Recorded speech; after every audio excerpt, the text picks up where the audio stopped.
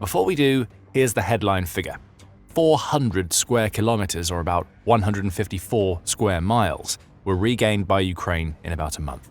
That's according to the Ukrainian military's commander-in-chief Oleksandr Syrskyi, who says that Ukraine has taken this amount of territory, along with 8 of its settlements, back from Russia since January. If we want a clear, real analysis with propaganda and noise, hit subscribe button right now, because what I am about to show you could change how you see this war.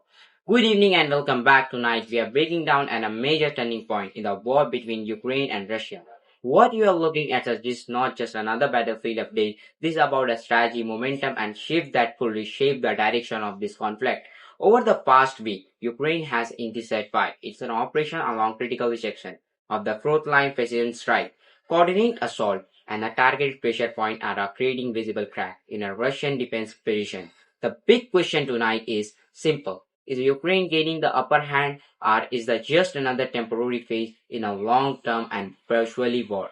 Let's break it down step by step. First, the battlefield dynamic.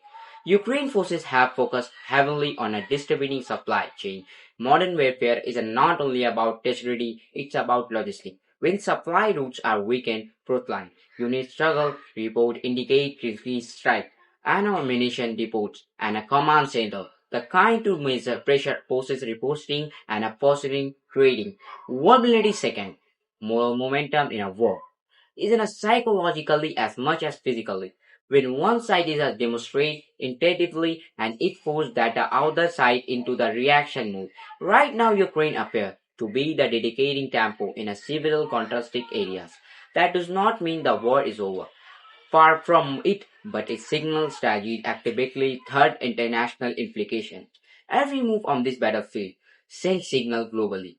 Western support military aid, economic pressure and sanctionation all of its play into the larger equation. Russia still maintains significant resources and manpower. However, a propaganda conflict comes out at a cost. Equipment losses, economic strain, and a global isolation, and a compound over time.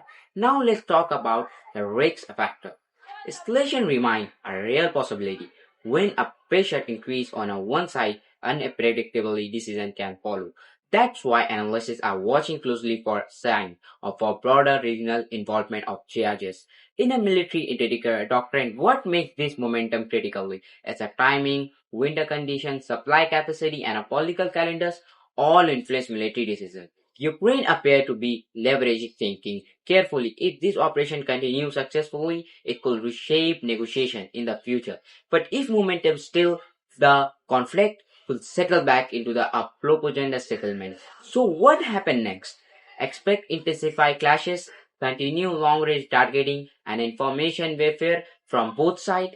This is no longer just a territory struggle. It's contest of endurance, strategy, and a global influence.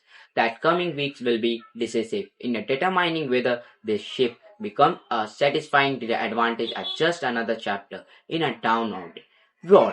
And if you want a sharp breakdown like this week's, every subscribe right now. Turn on notification and stay ahead of the headline, because the next update might be even bigger than this one.